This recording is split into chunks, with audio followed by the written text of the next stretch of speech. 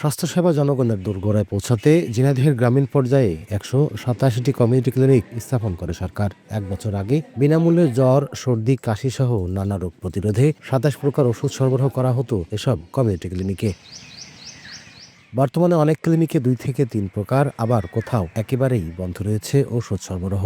ফলে সেবা নিতে আসা রোগীদের পড়তে হচ্ছে ভোগান্তিতে। অতিরিক্ত অর্থ খরচে শহর থেকে সংগ্রহ করছেন প্রয়োজনীয় ওষুধ। ওষুধ নিতে আসি, কয় যে ওষুধ নেই, ওষুধ আসে না, ওষুধের জন্য মানুষ ফিরে ফিরে যায়। ১০-১২ দিন যাবত একেবারেই ঘাটতি, যার কারণে সেই সেবা দিতেই পারছে না। আমরা চাই ঠিক আগের মতো সেই ওষুধ আসুক, সেইভাবে বরাদ্দ হোক। কমিউনিটি হেলথ কেয়ার প্রোভাইডাররা বলছেন, ওষুধ সংকটের কারণে স্বাস্থ্য শিক্ষা দিয়ে ফেরাচ্ছেন রোগীদের। আর সচেতন মহল বলছেন, কমিউনিটি ক্লিনিকগুলোতে ওষুধ সংকট দীর্ঘস্থায়ী হলে বাড়বে সাধারণ মানুষের স্বাস্থ্য ঝুঁকি। প্রতিনিয়ত আমার এখানে 40 থেকে 50 জন রোগী আসছে, তাদেরকে কাউন্সেলিং করে আমাকে ফেরত পাঠাতে হচ্ছে। ক্লিনিকটা 12টা গ্রাম নিয়ে অনেক দূর দূরান্ত থেকে এখানে আসার পরে যখন ফেরত যায় আমাদেরও খারাপ লাগে। কতদিনে এই সংকট কাটবে তা জানে না জেলার স্বাস্থ্য বিভাগও। ওষুধ কিছু কিছু আসতেছে, কিন্তু পর্যাপ্ত না। আশা করি দ্রুতই সমাধান হয়ে যাবে, তবে একেবারে এক্সাক্ট ডেটটা বলা মুশকিল। জেলা স্বাস্থ্য বিভাগের তথ্য মতে ঝিনাইদহের ৬টি উপজেলার ৬৭টি ইউনিয়নের ১৮৭টি কমিউনিটি ক্লিনিকে প্রতিদিন অন্তত